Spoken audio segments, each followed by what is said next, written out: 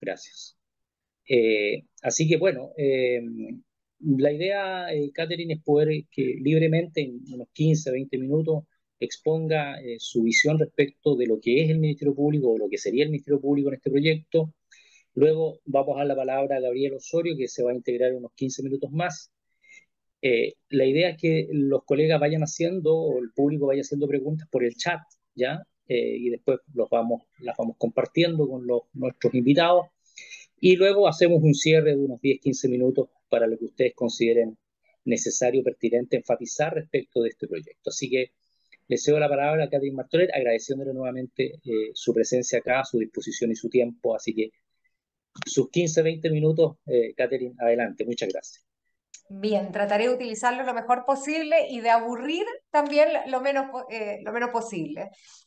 La verdad es que, bueno, este fue un proceso que, como ustedes saben, tenía tres instituciones en la forma en que se iba construyendo la propuesta constitucional. Una primera institución es la comisión experta. Dame un segundo que... Ahí sí. Que estaba como gigante en la pantalla y me tenía un poco perturbada. Ya. Son tres instituciones, ¿cierto? El Comité Técnico de Admisibilidad, que tenía por objeto velar por el cumplimiento de las 12 bases, que es el Acuerdo por Chile, y también luego el Consejo Constitucional, que estaba integrado por personas elegidas por la ciudadanía. Quienes participamos de la comisión experta fuimos nombrados tanto por la Cámara de Diputados como por el Senado y tenía una virtud bien interesante que las fuerzas políticas estaban representadas literalmente empatados, ¿no? Éramos 12 de una sensación o de una sensibilidad política y 12 de la otra, lo que nos obligaba a buscar acuerdos para presentar el anteproyecto al Consejo Constitucional. La verdad es que desde mi rol, yo estuve en la Comisión de Función Jurisdiccional y Órganos Autónomos, por lo tanto, me tocó tomar derechamente el tema del Ministerio Público. E incluso siendo un poco más acuciosa, nosotros hicimos como metodología de trabajo en la comisión, éramos 6 integrantes, nos dividimos los órganos autónomos y a mí me tocó el Ministerio Público. Por lo tanto, esta es una posibilidad de conversar sobre algo que realmente me interesa y en lo que estuve trabajando, y que también tiene una mirada muy especial, porque como subsecretaria de Prevención del Delito me tocó trabajar mucho con distintos fiscales, con el Ministerio Público y en su coordinación con las policías, en fin, entonces esa mirada de mi trabajo pasado más la forma en que se redactó fue bastante interesante, creo, para lo que les puedo contar en esta conversación.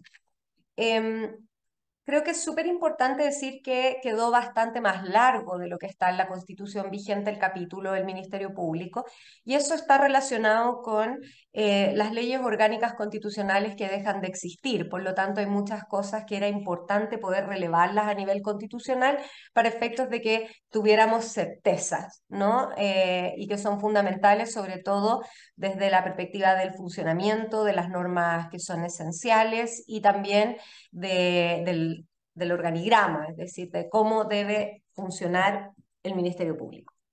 Bueno, lo primero es que el artículo 178, que es el artículo que comienza definiendo al Ministerio Público, es muy similar al de la Ley Orgánica Constitucional. No hay grandes diferencias, salvo que se agrega que en todas las actuaciones se deberá seguir apego irrestricto a las exigencias del debido proceso, el principio de objetividad y las garantías fundamentales de imputados, víctimas y testigos, ¿ya? Eso se incorpora.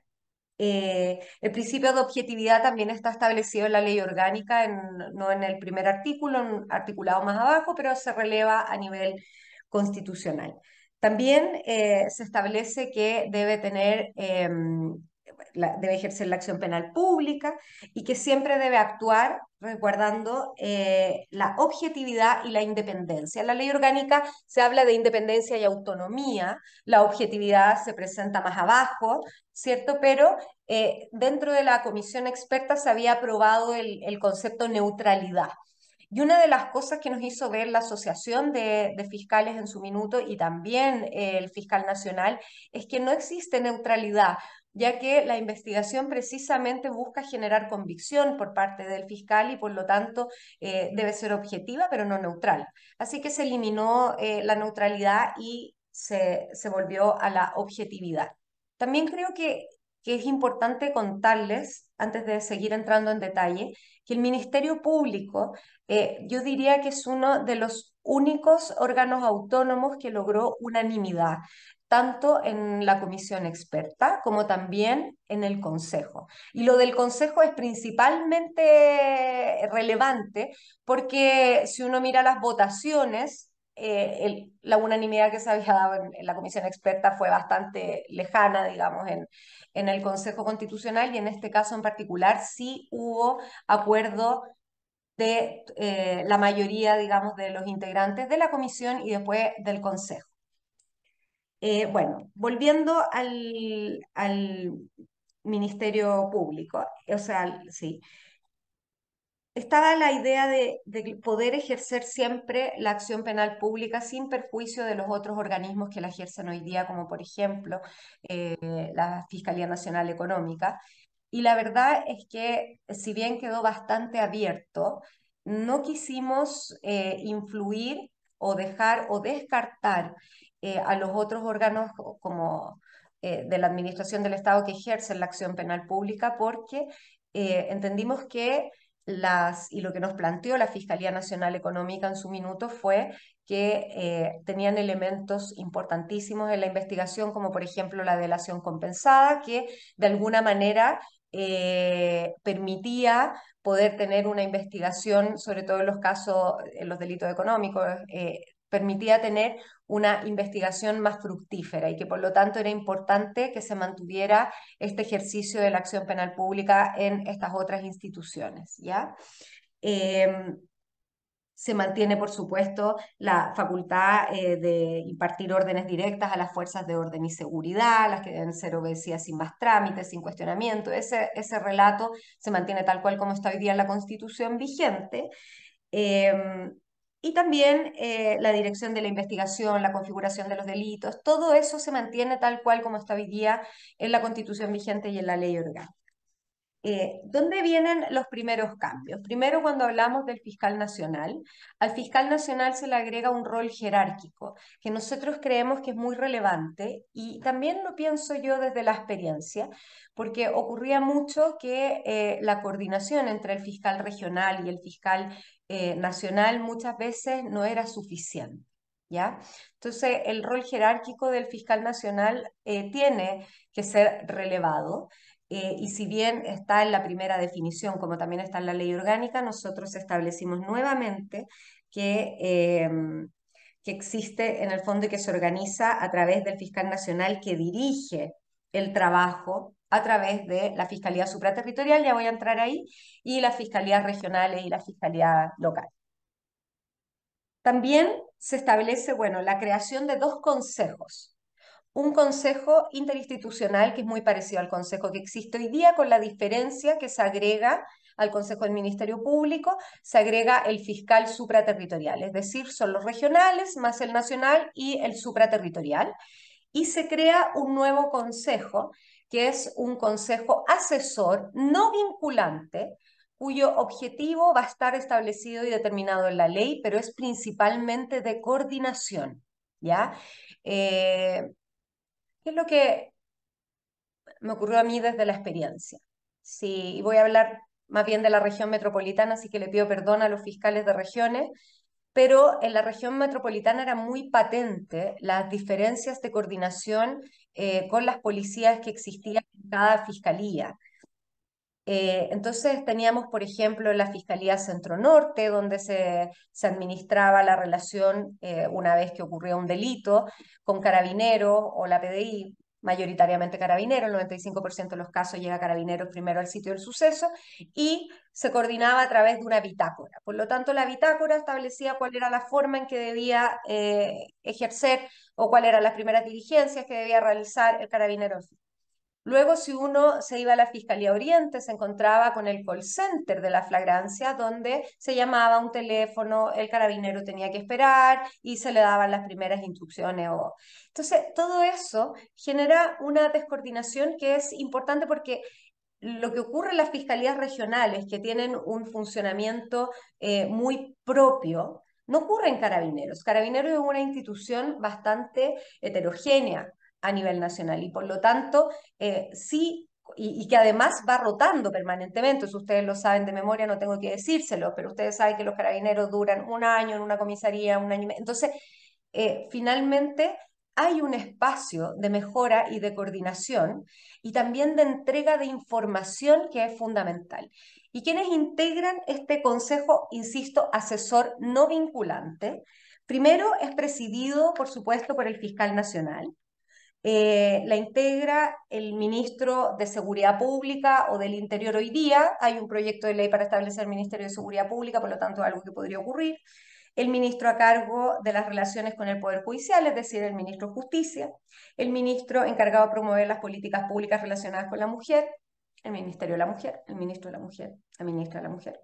El general director de Carabineros, el director general de la PDI, el director nacional de Gendarmería, el director de Servicios Impuestos, o sea, de Servicio de Impuesto Interno, eh, un representante a cargo de la Policía Marítima, de la Directemar, y un representante del organismo a cargo del lavado de activos. Aquí, la verdad es que está bien, no se dice la UAF directamente, porque no se quieren constitucionalizar organismos, pero es la UAF, ¿no? Entonces, ¿cuál es el objetivo? Como ustedes se acordarán, el año 2015 se estableció la ley corta que creaba el Banco Unificado de Datos. Ese Banco Unificado de Datos le entregaba la administración al Ministerio Público. Y la verdad es que se le entregó hace varios años ya toda una llave de un sistema de cruce de datos donde está incorporado Gendarmería, Carabineros, la PDI, y que empezó a funcionar, pero lamentablemente y lo digo con mucho pesar, en la Fiscalía Nacional no comenzó nunca a regir, pese a que hay una ley que lo establece, pese a que está ya las herramientas hechas y entregadas a la Fiscalía Nacional y ustedes se acuerdan de las SIM card de Carabineros, que lamentablemente hoy día ya no las tenemos, pero las SIM card de Carabineros estaban coordinadas con la visualización que tenía la PDI, pero también con la información de Gendarmería. Eso quedó funcionando, pero lamentablemente mm, no, yo lo siento mucho, pero no se aplicó por parte del Ministerio Público. Y ¿por qué hago mención a esto? Porque cuando hablamos de este consejo asesor, lo que se busca es coordinar, y no solamente coordinar desde la perspectiva del trabajo diario o de la práctica, sino también poder coordinar desde la entrega de información. Ustedes saben muy bien lo valiosísima que es la información de Gendarmería, y a Gendarmería se le dejó disponible para que pueda hacer entrega de esa información, y lamentablemente eso todavía no ha ocurrido. Y hoy día nos pasa algo que uno trata ni siquiera de decirlo porque da un poco de vergüenza, pero que las personas con orden de aprehensión llegan a visitar a las personas privadas de libertad a la cárcel y finalmente el señor gendarme que atiende no tiene la más mínima idea de que esa persona está con orden de aprehensión. Y eso es un ejemplo de miles de lo que ocurre por no tener esta trazabilidad de datos que es fundamental.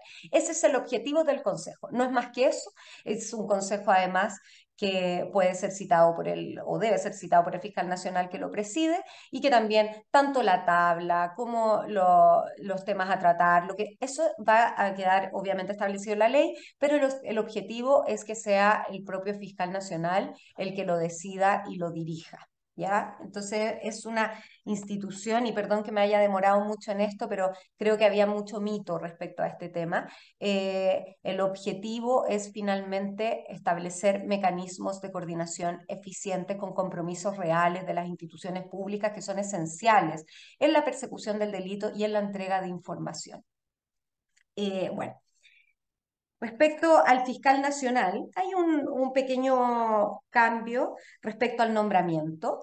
El nombramiento del fiscal nacional pasa a ser igual con la quina que elabora la Corte Suprema, la elección que hace el presidente de la República y el nombramiento del Senado, pero se incorpora un sistema de concurso público previo a la elaboración de la quina por parte de la Corte Suprema, y este concurso público debe determinar 10 personas, es decir, son solo 10 personas las que llegan a la Corte Suprema, y la Corte Suprema debe en audiencia pública evaluar, acabo de leer la pregunta, entonces me dieron ganas de responder, pero no sé si voy respondiendo ahora, Francisco, o sigo y después respondo, lo que usted me diga. No, no, sigue nomás y después dejamos para el final. Hay uno que ya contestaste, que es el tema del consejo. Ahora hay otro, pero yo Después sugiero que seguimos, ya, sigas nomás y perfecto. después abordamos las preguntas. Ya. ¿Qué otro cambio interesante hay?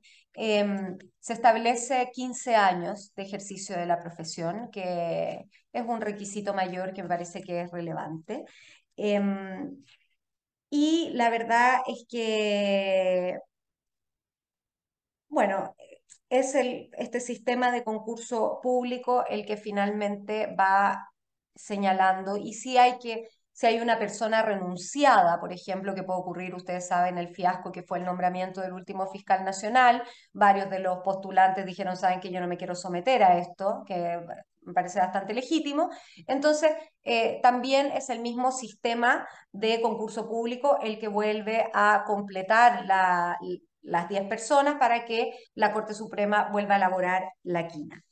Eh, yo quiero decirles que tratamos de ser creativos en buscar un mecanismo distinto de nombramiento. Ah, y una otra modificación, ya no son 2/3 en el Senado, son solo 3/5, ¿ya? Que eso sí es relevante, porque en un caso como el que vivimos se hubiese solucionado antes el problema, de hecho se hubiese solucionado con el primer nombramiento. Pero en fin, eh, yo creo que nosotros tratamos de buscar una fórmula distinta de nombramiento y no encontramos algo que nos diera las garantías, que nos permitiera cambiar el sistema, salvo agregar este elemento técnico importante en cuanto a la concursabilidad, ¿ya?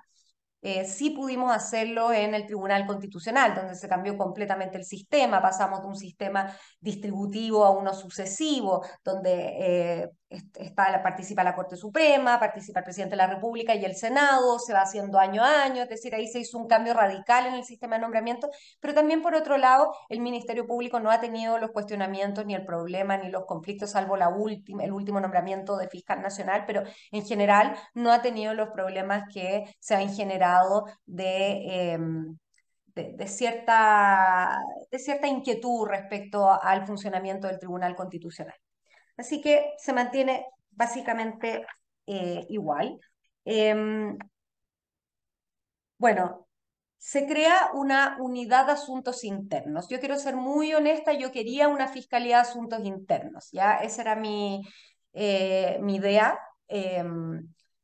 ¿Para qué? Para efectos de que los fiscales que deben investigar a fiscales tengan el espacio seguro para poder hacerlo y tengan la especialidad también en el tema. Nosotros sabemos que las instituciones, bueno, para muestra un botón, digamos, de lo que está ocurriendo hoy día, pero las instituciones todas son permeables y por lo tanto es sumamente importante el poder tener control no de la disciplina, sino de los casos de delito de lo que se puedan ver involucrados fiscales. Y en esto yo quiero decirles que hace pocos días atrás vi una noticia donde un fiscal había agredido a una pareja.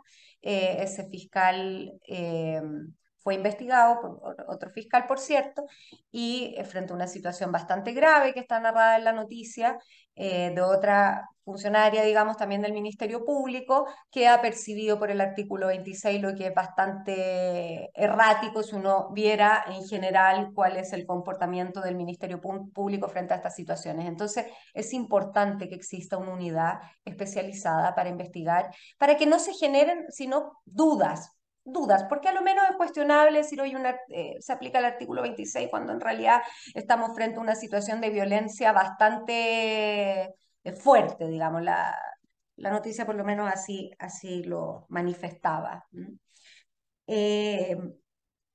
Bueno, también esta unidad, todo la composición, la forma, en fin, va a quedar establecida en la ley institucional. A mí, como les dije, me hubiese encantado que fuera una fiscalía especial, que tuviera la persona que estuviera a cargo, no pudiera ser nombrada después como fiscal regional, por ejemplo, que no fuera un trampolín, que no se prestara, pero en fin, eso quedó para la ley institucional. Lo que sí es que se crea esta unidad de asuntos internos. La Fiscalía Supraterritorial. Primero, esto es un anhelo del Ministerio Público, lo planteó el fiscal nacional, también la Asociación de Funcionarios en su minuto. Hoy día es absolutamente necesario tener una fiscalía supraterritorial, no voy a entrar en el detalle porque ustedes lo saben mejor que yo, ya se presentó además un proyecto de ley, pero ¿por qué dejarlo en la Constitución? Por un asunto muy simple. Hoy día el crimen organizado no puede esperar más. Y si nosotros lo constitucionalizamos, por lo tanto lo dejamos establecido para que se haga realidad a través de la ley de presupuesto. Y no tenemos que esperar una tramitación eterna de un proyecto de ley que, como ustedes saben, puede durar muchísimos años. Entonces, el dejarlo establecido en la Constitución finalmente tenía ese objetivo.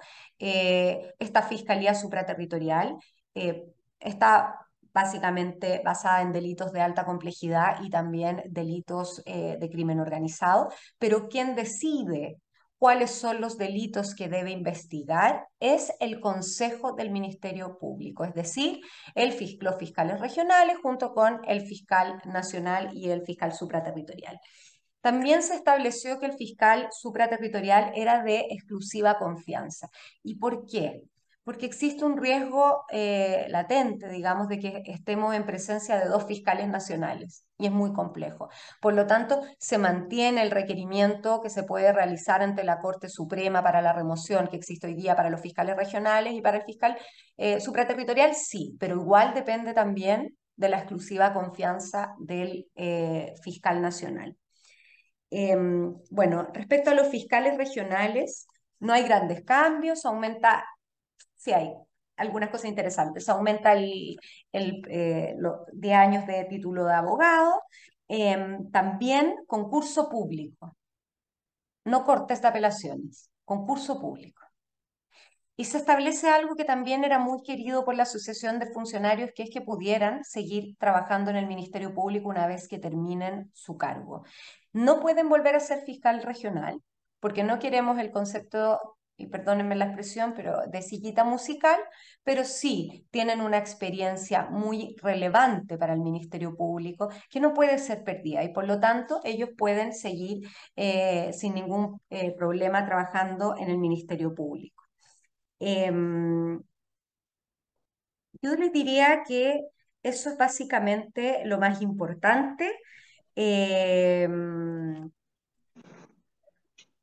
bueno, respecto a los fiscales adjuntos, son designados por el fiscal nacional, pero a propuesta de ternas elaboradas por la Fiscalía Supraterritorial, si es de la Fiscalía Supraterritorial, la Fiscalía Regional, en fin, como según corresponda. También previo concurso público y también aquí se establecen 5 años de ejercicio de la profesión. Yo les diría que esos son los grandes temas eh, y don Francisco queda abierta a las preguntas, Muchas a lo gracias. que pueda colaborar, a las críticas, a las opiniones, a todo lo que quieran plantear Sí, los señores fiscales. gracias, Catherine. Entró ya nuestro contertulio Gabriel Osorio, que está por ahí, seguramente escuchando. Te damos la bienvenida, Gabriel. Bueno, Gabriel fue abogado de la asociación hace un tiempo, así que es hombre conocido, casi de la casa. Estuvo también en otra charla que ahí no, cuando estaba todavía no estaba el proyecto definido, pero ya él nos dio alguna orientación. Gabriel, sabemos que estás con problemas de tiempo, Sí, no sé si me ves, pero bueno, te doy la sí, no, palabra, te no, no los agradezco. veo, no los veo, o sea, a ver, ahora sí te veo, Francisco. Bueno, en Ya, primer lugar, agradecer la invitación de la Asociación Nacional de Fiscales, que evidentemente diga, muchos los conozco. Eh, eh, Pido disculpas porque lamentablemente esta labor extraña que estoy realizando ahora, que es de cierto modo, cambiar el terno de abogado por un terno un poquito más pseudo político, me cuesta un poco, pero me ha tocado vocerear, ahora estoy en una reunión a propósito de eso, pero que me la fijaron el día de hoy, cómo funciona esto así, pero les pido las disculpas del caso. Me imagino que Catherine hizo una relación pormenorizada de algunas de las novedades que trae el texto que se va a plebiscitar el día 17 de diciembre. Eh, yo hago una cierta, si se me permite, una cierta crítica a un texto que, bueno, que cabe ser presente que al menos en la comisión experta fue fruto de un acuerdo que existió en el seno de esa comisión a propósito del capítulo del Ministerio Público, pero que este después fue modificado por el Consejo Constitucional en la forma que finalmente quedó con esta Fiscalía Nacional, la Fiscalía Supraterritorial y las Fiscalías Regionales y Locales. ¿Qué es lo que a mí más me llama la atención de esto? Que lo mencionó de soslayo Catherine a propósito de la elección de los fiscales regionales vía concurso público, como haciendo una distinción respecto del actual régimen de electividad de los fiscales regionales. Y eso a mí me trae cierta preocupación. En primer lugar, porque la designación de un fiscal regional, al menos a mí, dado que es un órgano autónomo constitucional, debiese estar involucrado otros poderes del Estado en la generación de los fiscales regionales, como actualmente se realiza a través de la Corte de Apelaciones respectiva, y fundamentalmente porque la idea de un concurso público que va a estar determinado por la ley probablemente sea eh, entregado al servicio civil, que es un órgano autónomo de carácter legal, que es distinto a, a los órganos autónomos constitucionales y fundamentalmente en atención que aquí no estamos generando un cargo directivo, sino más bien quien va a dirigir desde el punto de vista regional el ejercicio de la acción penal pública y en general la persecución de los delitos que se cometen en dicho territorio jurisdiccional. Entonces, para mí, eso representa más bien un problema de diseño de cómo debiese ser nombrado los fiscales regionales, al menos que no queda del todo claro a través de la idea del concurso público. Del mismo modo, creo que la mención a delitos específicos, sin perjuicio de otros que pudiesen determinarse con posterioridad de la Fiscalía Supraterritorial a propósito del el crimen organizado, eh, también lo constriñe en atención a que, bueno, ustedes saben mucho mejor que yo que el fenómeno delictivo es un fenómeno dinámico que va cambiando a través del tiempo, que normalmente el derecho va detrás de los hechos y que se van tipificando otras conductas que son delitos. No conocemos cómo va a funcionar el fenómeno delictivo en los próximos 10 o 15 años y en realidad el problema que en mi opinión se genera con la mención a los delitos, más allá de tratar de dar una señal política, que es lo que normalmente se trató de hacer en este texto que se propone en el plebiscito, creo más bien que va a tender a posibles problemas interpretativos posteriores. O sea, si uno observa la propuesta del Ministerio Público, ha sufrido una importante, llamémoslo,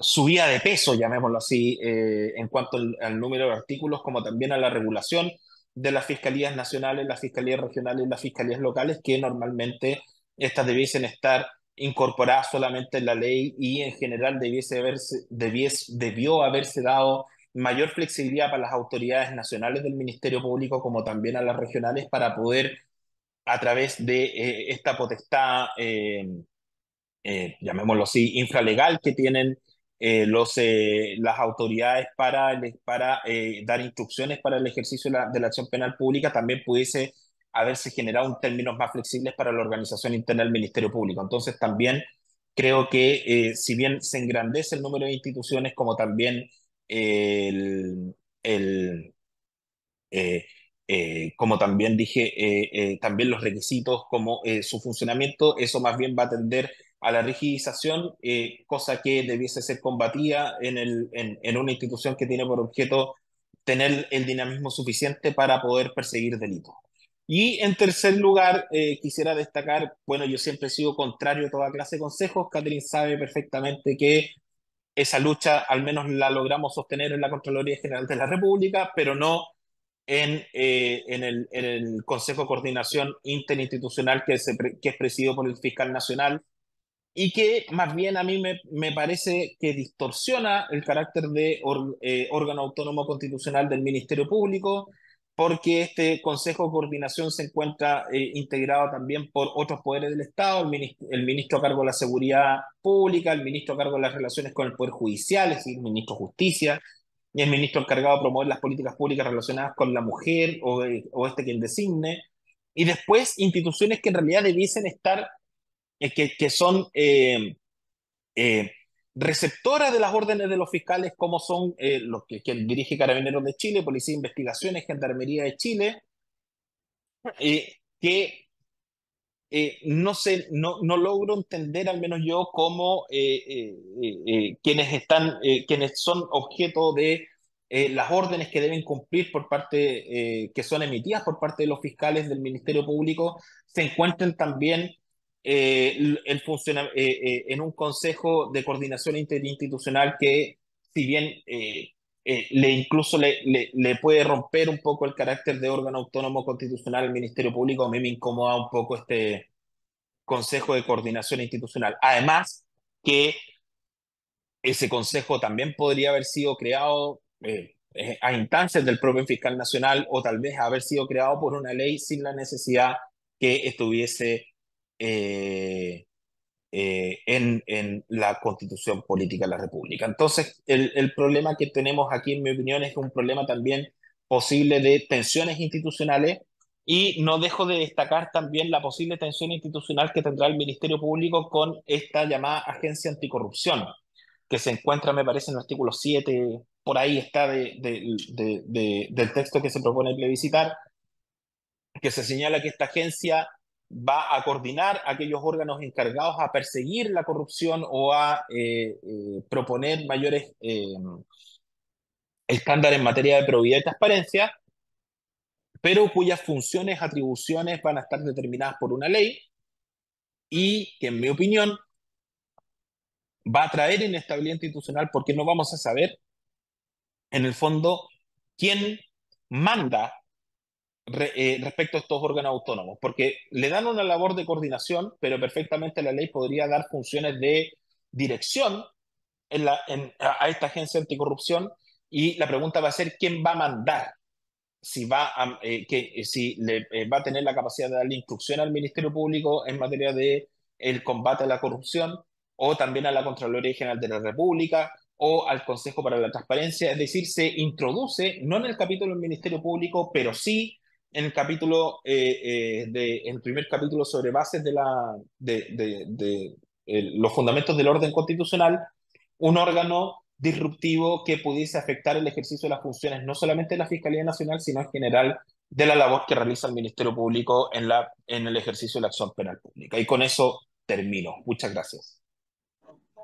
Gracias, gracias, Gabriel. Hay un par de preguntas en el chat respecto del Consejo y respecto de las elecciones del fiscal nacional y regional sobre este famoso tema del lobby, o llamado vulgarmente de esa mano, ¿cierto? De cómo quedamos en las ternas o cómo quedamos en la esquina, en donde hemos sabido, digamos, de que los candidatos recurren a contactos o directamente. Bueno, hoy día es más difícil personalmente porque quedan en el registro de lobby.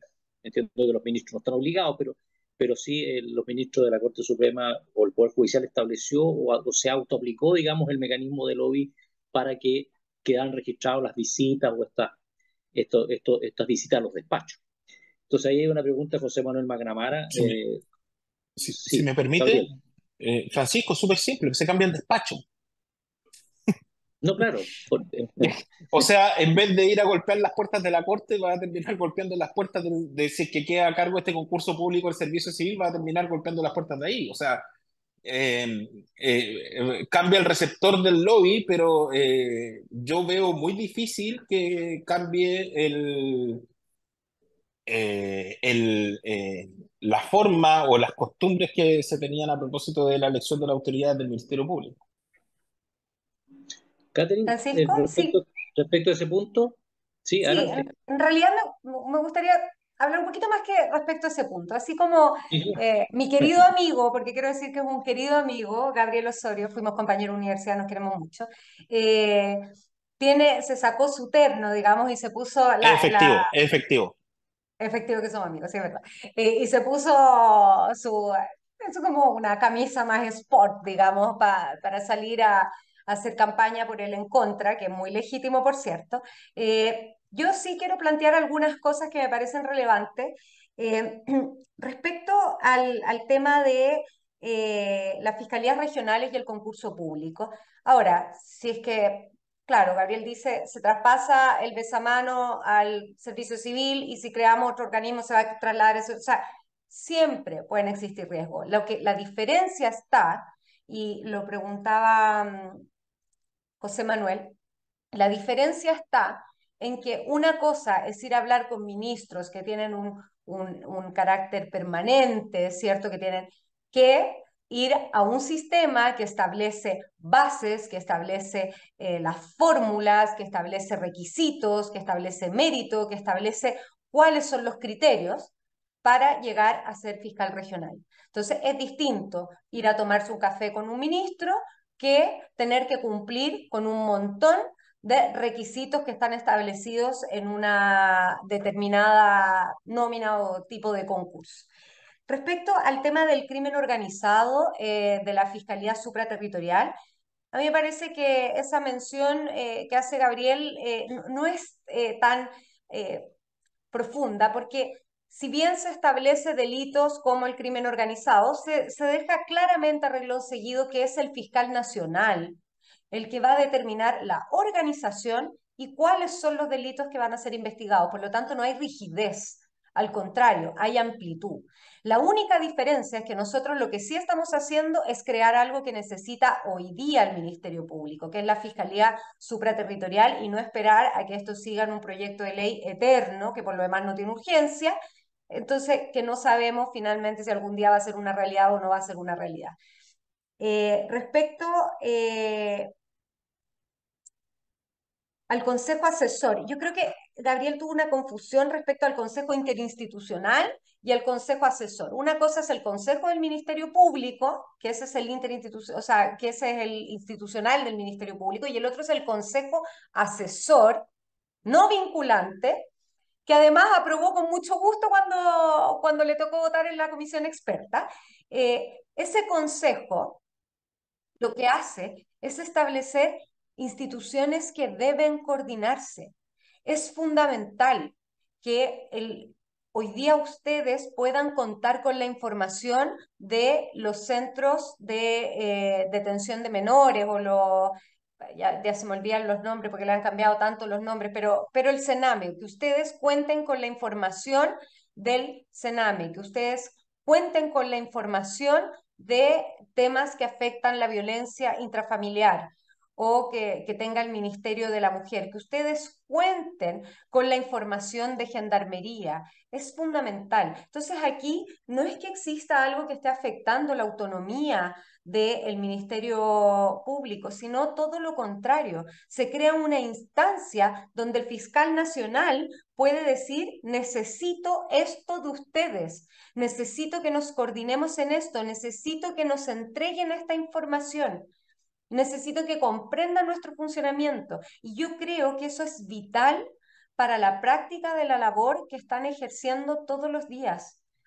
Entonces me parece que al revés, es una instancia donde el fiscal nacional puede requerir mayor coordinación y trabajo. Y efectivamente, como dice Gabriel, esto debe estar entregado a la ley y está entregado a la ley.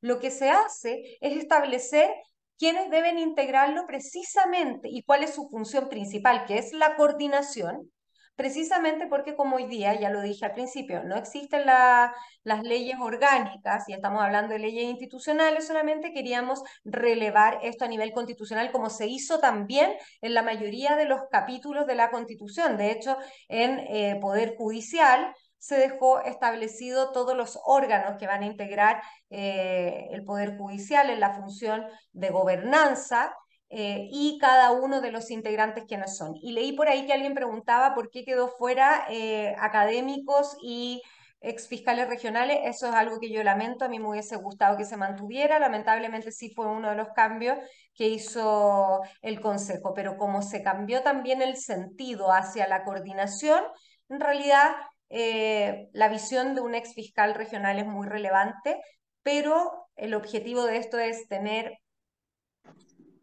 productos, no solamente juntarse a hablar, sino ni a pensar en estrategias, sino tener productos, tener metas, coordinarse. Eso quería Gracias. ofrecer. Gracias, Kate.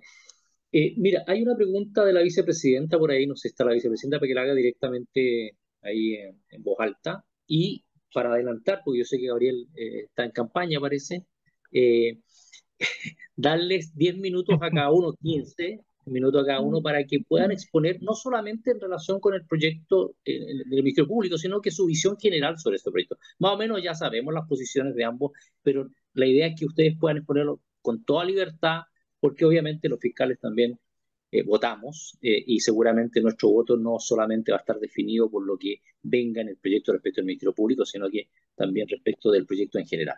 Así que voy a pedirle a la vicepresidenta que lea ahí la pregunta que estaba haciendo y después, Ya, como les digo, 10, 15 minutos para cada uno en el orden que ustedes estimen. ¿Ya?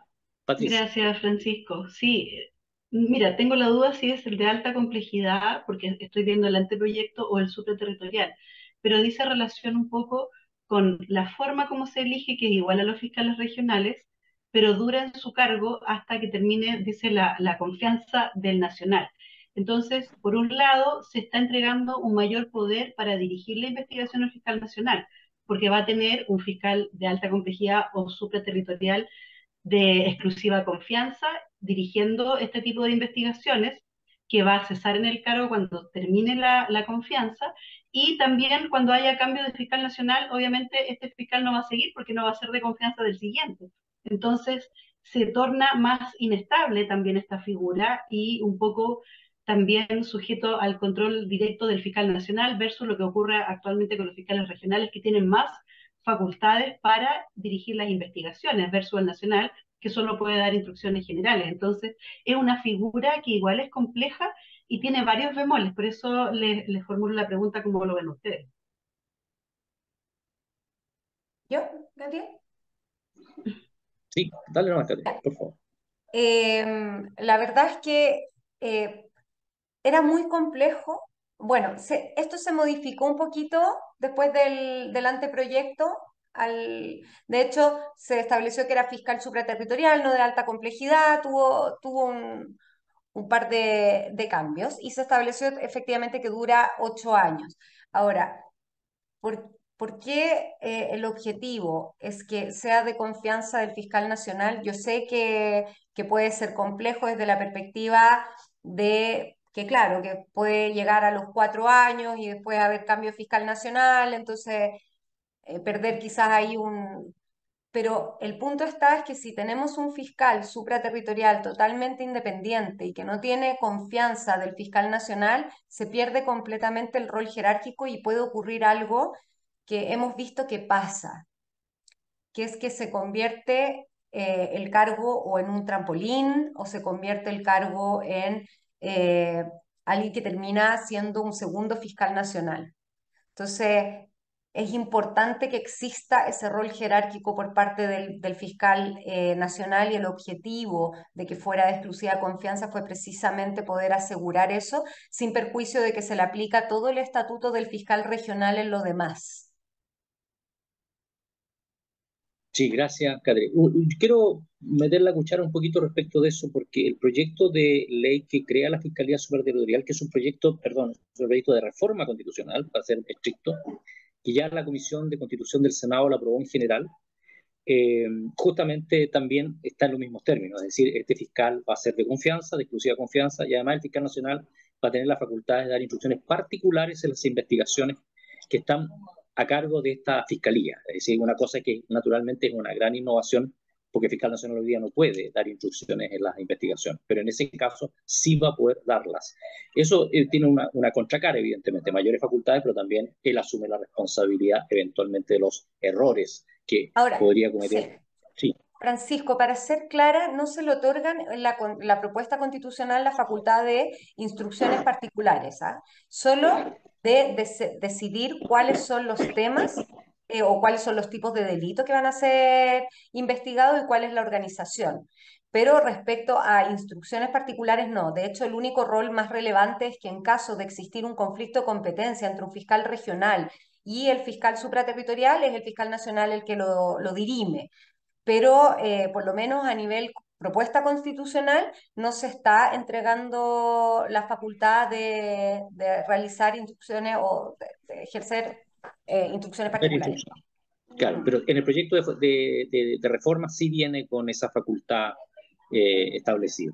Bueno, les doy los últimos 10 o 15 minutos, no sé quién empieza, Gabriel o Catherine, da lo mismo, Gabriel, le toca a Gabriel, además que está apurado hoy. para que cierren Perdón, sí, y, por eso iba a pedirse, supuesto, que podía hacerlo yo, después retirarme. Perdón. y, y bueno, para que también amplíen el giro de la discusión a otros aspectos que ustedes consideren relevantes puntualizar, ya sea que estén a favor o en contra, sabemos las posiciones que tienen cada uno, pero naturalmente ustedes marcarán los puntos que estimen relevantes. Así que, Gabriel, y gracias de nuevo por tu participación. No, gracias Francisco. Mira, voy a hacer un pequeño disclaimer acá antes de empezar, que si bien tengo como una suerte de labor en la campaña, nunca he dejado de ser abogado, colega. Entonces también uno, al menos yo trato de centrar las críticas sobre la base de la profesión y trato de no entrar tanto en el tema político porque además me desperfila, pero no le cuenten a nadie. Pero bueno, a ver, en primer lugar, bueno, todos ustedes saben que esta constitución, o sea, este texto que se está proponiendo es un texto que ha sido aprobado por un solo sector político. No hubo un consenso, no hubo un acuerdo sobre un texto que permitiera a los distintos sectores poder reconocerse y convivir en él. Pero más allá de ese tema que es evidentemente político, este es un texto que contiene ciertos titulares, pero que en su contenido pudiesen ser complejos. El primero, y debo decirlo, que en el cual no se hicieron cargo es, por ejemplo, en materia de seguridad, a propósito de esta Agencia Nacional Anticorrupción, que yo les señalé recién, que no tiene ninguna facultad, que no tiene ninguna función, salvo una función constitucional de coordinación, pero que se habilita a la ley a establecer otras funciones para esta agencia y que evidentemente, al menos yo no logro imaginar desde el punto de vista jerárquico, cuando uno ve el organigrama de los distintos órganos de la administración del Estado, dónde va a estar y quién va a mandar a quién respecto a los otros órganos, como por ejemplo el Ministerio Público, la Contraloría, el Consejo para la Transparencia, Servicio de Impuestos Internos u otros. ¿Ya? Entonces ahí vamos a... eso se fue construido como un titular para reaccionar frente a un caso contingente, en esto ustedes lo conocen bien, que es el caso Fundaciones, pero que en realidad tiende a ser más bien disruptivo o no se hizo el cálculo de cómo iba a afectar o cómo se iba a relacionar o cómo se iba a coordinar con el resto de las instituciones encargadas de los distintos ámbitos, ya sea en el combate a la corrupción o en materia de transparencia. ¿Ya? Eso es lo primero. Lo segundo, si bien se observa que existe la cláusula del Estado Social y Democrático de Derecho, en el artículo 1 su desarrollo en los distintos aspectos, tanto en materia de derechos y garantías constitucionales, como también en materia de permitir al Estado poder desplegarse para la satisfacción de las necesidades públicas, este se encuentra absoluta y completamente diezmado. En lo primero, cabe señalar que, al menos nosotros entendemos por Estado Social y Democrático de Derecho, la generación de un orden social justo, tal como lo dice el Tribunal Constitucional alemán, como lo han dicho reiteradamente la doctrina europea de lo que debe ser el Estado Social y Democrático de Derecho, con provisión mixta, esto es tanto pública como privada en materia de derechos sociales, pero que al momento de leer cómo se configuraron los derechos sociales, esto evidentemente se encuentran constreñidos solamente a una forma o una manera de entender estos derechos sociales. ¿Cómo están? ¿Qué es lo que definió el Consejo Constitucional? Lo que existe actualmente. Si bien se estableció la propiedad sobre los fondos de pensiones, por ejemplo. El Consejo Constitucional fue más allá y también estableció la propiedad sobre las cotizaciones previsionales. Hay algunos consejeros o miembros de los redactores de esta propuesta que señalan que con otras cotizaciones podrían realizarse ejercicios de solidaridad. Hay otros que dicen que no. Recuerdo, por ejemplo, a Pavés, que en una discusión que tuvimos en algún webinar señaló específicamente que querían impedir a toda costa que con cotizaciones se destinaran algún rango hacia solidaridad. Eso va a traer dos problemas interpretativos. Un problema interpretativo respecto a las reformas al sistema de pensiones que podría impedir que se hiciera algo distinto a lo que actualmente existe, ya es decir, régimen de AFP con propiedad de fondos de pensiones, propiedad además de cotizaciones, y por otro lado, rentas generales a través de la pensión garantizada universal, ¿ya? Eso también lo dijo José Piñera en algún artículo que publicó por ahí, felicitándola al Consejo Constitucional haber avanzado en la revolución liberal iniciada en el Plan Laboral de 1979-80. Eh, pero además se podría retrucar, no, pero mire, usted necesita una gran mayoría en el Tribunal Constitucional para declarar inconstitucional un proyecto de ley, pero sabemos que solamente se requiere la mayoría del Tribunal Constitucional para declarar inaplicable por inconstitucional un determinado precepto legal, como por ejemplo una reforma de pensiones. Si yo fuera un un cotizante que me obligan a dar una determinada parte de solidaridad, podría recurrir de protección, posteriormente ir al Tribunal Constitucional, votar la norma relativa a solidaridad y comenzar a desarmar, así para quienes tienen la posibilidad de poder litigar, un sistema distinto del que actualmente existe. Lo mismo pasa en materia de salud, en que se consagra la libertad de elección, pero sabemos cómo funciona la libertad de elección en la medida en que yo tenga al menos para poder elegir entre sistema público o privado. Si es que yo tengo el dinero para poder financiar el sistema privado, podría acceder a él, si no, solamente quedaré en el sistema público del Fondo Nacional de Salud. Entonces, segundo gran problema es que se constriñe el debate constitucional a una sola forma de entender en materia de seguridad social. Después, bueno, lo dijo Comunidad de Justicia el día de ayer, que son unos grandes litigantes en materia de la protección de la vida del que está por nacer hasta ahora. A mí me ha tocado litigar contra ellos a propósito les cuento, ¿se acuerdan que hubo un manual de CUNAEF donde aparecía, creo yo, había una referencia a las distintas formas de vivir la sexualidad, algo así, y que rápidamente Comunidad de Justicia interpuso un recurso de protección que por supuesto perdió?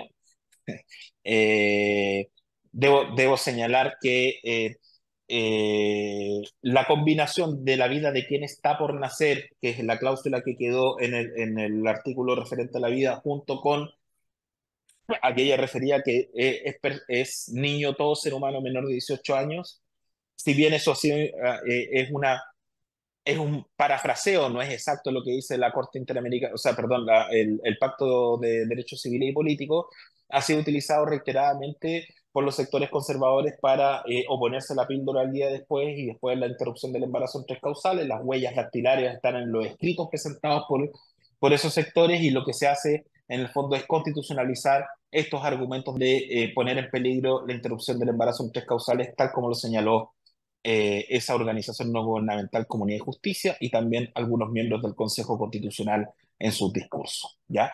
Eh, la objeción de conciencia también quedó mal regulada. Sabemos que en el derecho comparado existe la objeción de conciencia, pero una objeción de conciencia de carácter absolutamente restringida. Por ejemplo, en la Constitución alemana está referida solamente a la realización del servicio militar sin portar armas, ya que le da la alternativa de realizar otro servicio para la comunidad en su reemplazo.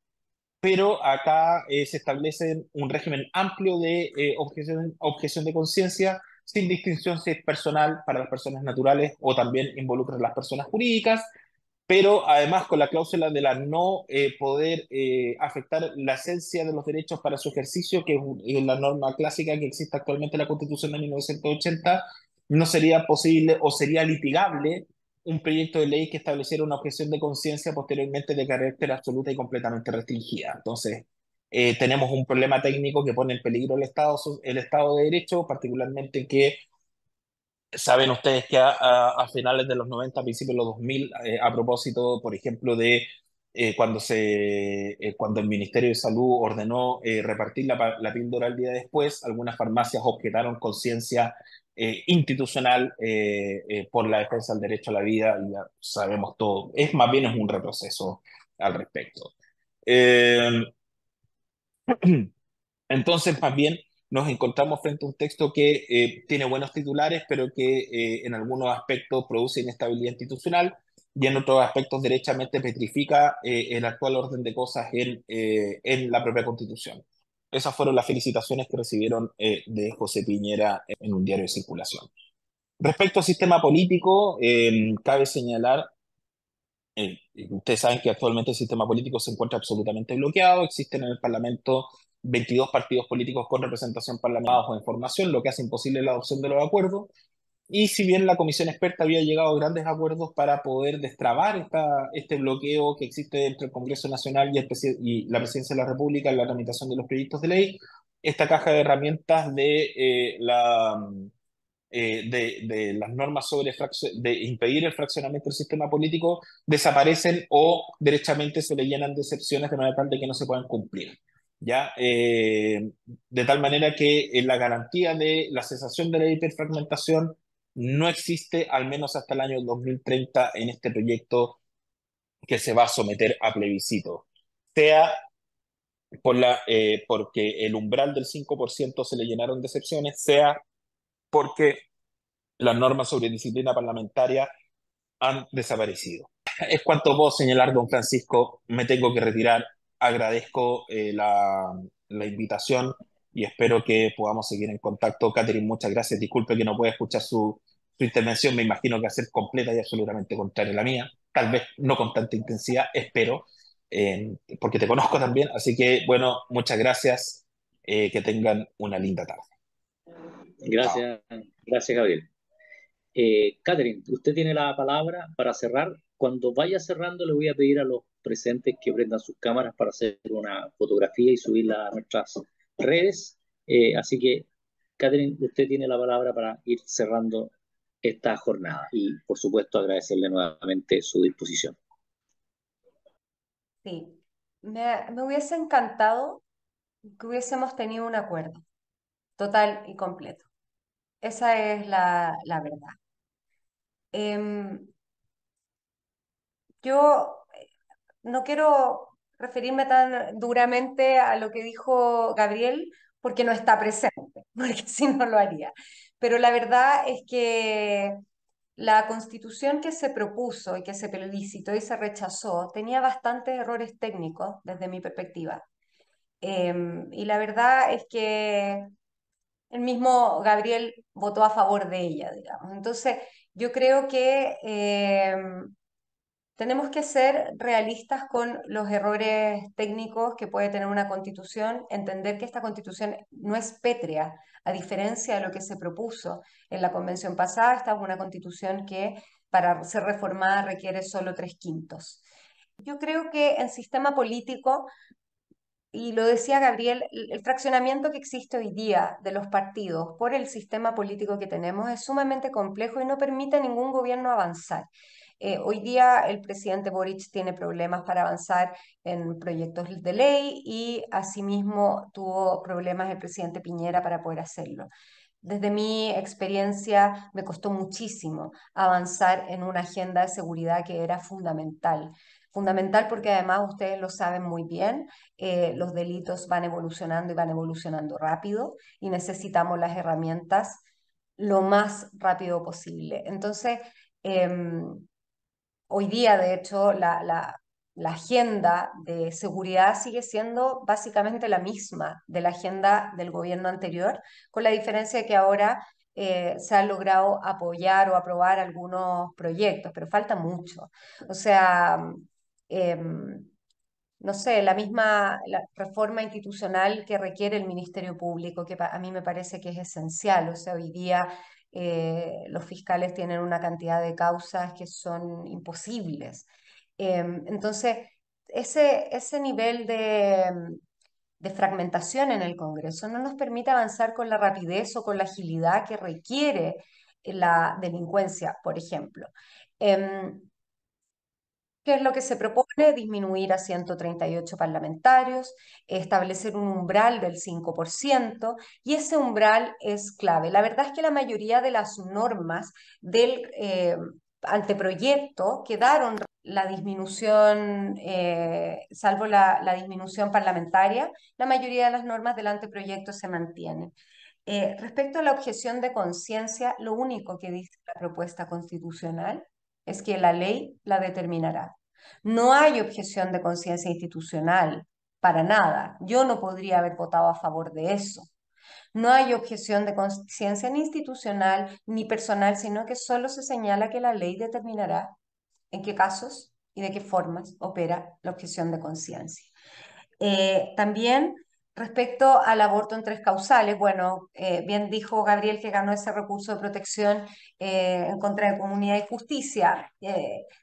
La verdad es que hoy el Tribunal Constitucional, cuando resolvió respecto al aborto en tres causales, luego del requerimiento que se presentó en contra del proyecto de ley, no se fijó en el sujeto, ya sea el del que está por nacer o el quién, que es lo que se propone hoy día, sino que lo hizo desde la perspectiva de la mujer y desde la despenalización de el aborto en tres causales, ya sea en caso de violación, sea caso de peligro de vida de la madre y también en caso de inviabilidad fetal. Tanto es así que es como una especie de legítima defensa de la madre. Por lo tanto, el que diga el qué o que diga el quién, o incluso esta nueva norma o esta norma de la que habla Gabriel, que ya es parte de nuestro ordenamiento jurídico a través de tratados internacionales de que se entiende por niño todo menor de 18 años, no tiene ninguna afectación. Y lo digo con mucha tranquilidad porque yo defiendo la ley de aborto en tres causales absolutamente,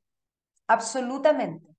Y si sintiera que existe un riesgo real en su aplicación, no podría estar a favor de esta propuesta constitucional. Y en eso quiero ser muy, muy clara. Respecto a la propuesta en general, hay una modernización de los órganos autónomos.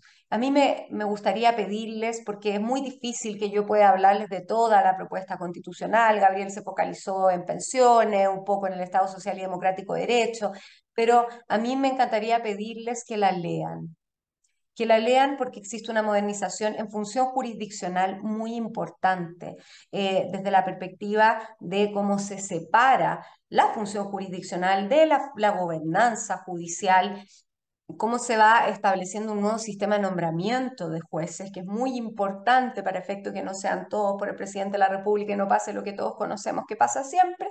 Entonces, hay una importante modernización, se crea la Defensoría de las Víctimas, esto es un anhelo antiquísimo. O sea, esto estaba en la propuesta de gobierno de la presidenta Bachelet, estaba en la propuesta de gobierno del presidente Piñera, esto es algo que realmente se requiere como sociedad, ustedes lo saben. Hay un gran trabajo por parte de Laura Witt, pero no es suficiente para efectos de realmente poder dar el apoyo psicológico que requiere una víctima de violación, por ejemplo, que es una terapia de reparación. También sabemos que ustedes defienden a la sociedad, pero no a las víctimas. Y está bien, es su rol.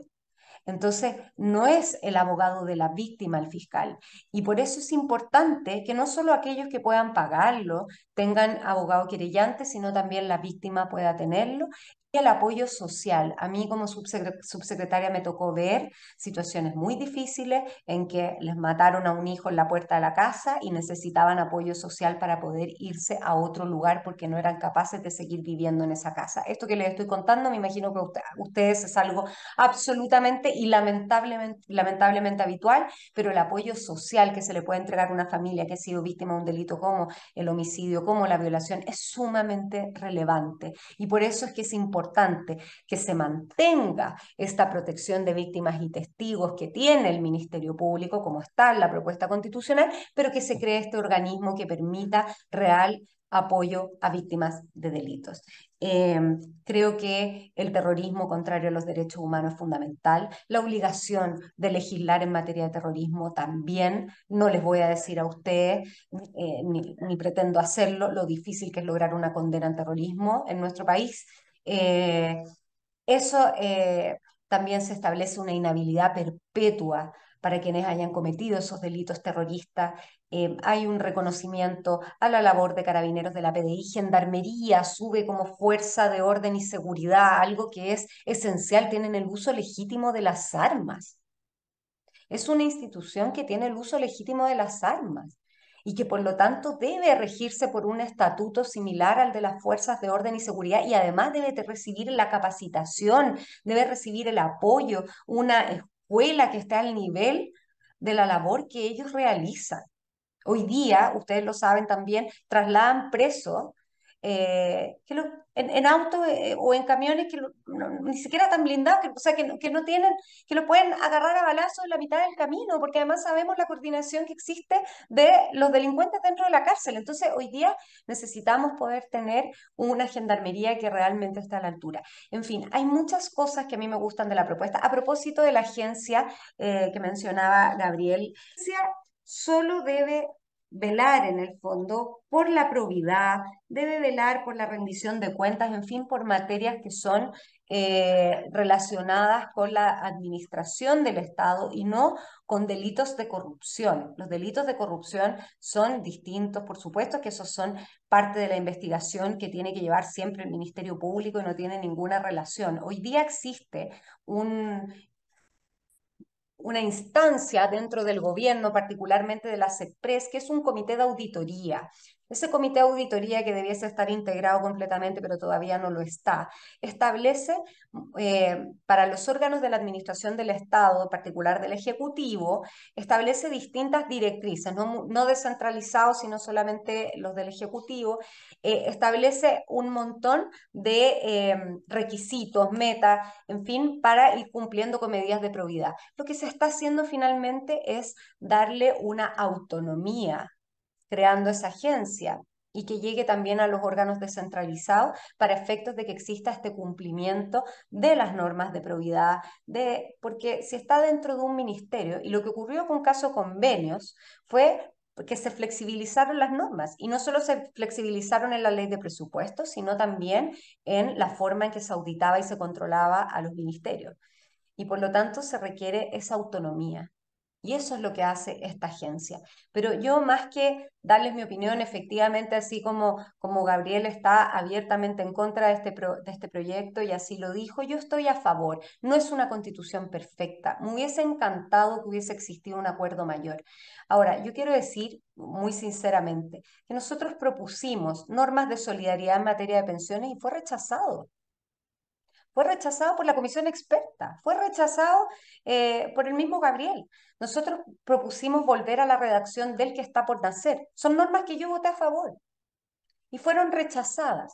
Entonces, también yo creo que lamentablemente, eh, frente a una situación en que la ciudadanía mayoritariamente estaba en contra de este proceso con justa razón, porque hasta yo estoy aburrida de hablar de esto, eh, en un proceso donde existía un cansancio de la ciudadanía, donde se veían encuestas en contra y donde la ciudadanía eligió, porque la ciudadanía eligió, le puede gustar al que le guste, no gustar al que no le guste, pero democráticamente eligió una mayoría de una sensibilidad política. Bueno, había que igual hacer el esfuerzo de llegar a acuerdo, y yo lamento que eso no se haya logrado porque las instancias sobraron.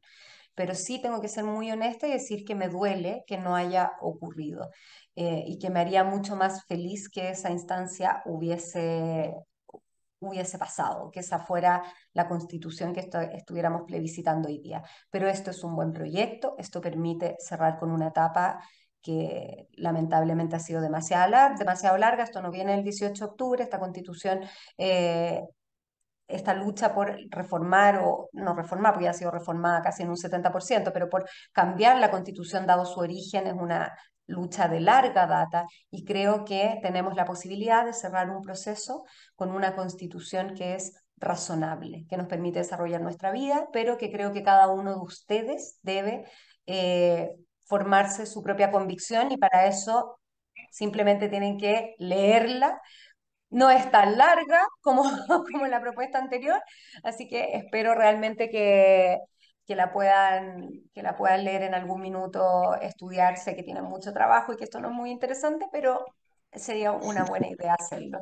Muchísimas gracias, Francisco, muchísimas gracias a toda la asociación y aprovecho también de agradecerle a todos los fiscales por la labor que realizan día a día y porque sé que hoy día como país no estamos preparados para darles la protección que necesitan y que eso es sumamente complejo y que es algo que espero que se pueda cambiar porque realmente hace que su labor sea muy difícil. Muchas gracias.